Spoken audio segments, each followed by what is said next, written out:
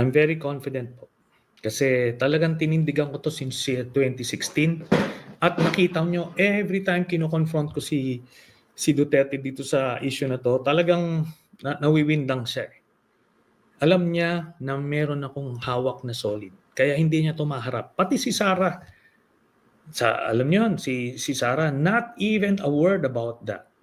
Nung pinatawag sa Senado si Mans Carpio tsaka si Pulong, pinakita ko yung mga bank accounts nila.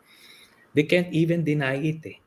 Tapos itong latest episode, nung challenge siya ng Quadcom to sign the waiver now, gumawa ng eksena, 'di ba? Para ma-divert yung attention, sasampalin Pasampal daw. daw muna kayo. Nung pumayag akong pasampal, ay hindi daw pwede kasi joint account daw yun ng misis niya. Sabi ko, hindi joint account ng misis mo yan. Joint account yun ni Sara. Andiyan din naman si Sara. Pwede siyang pumirma ng waiver.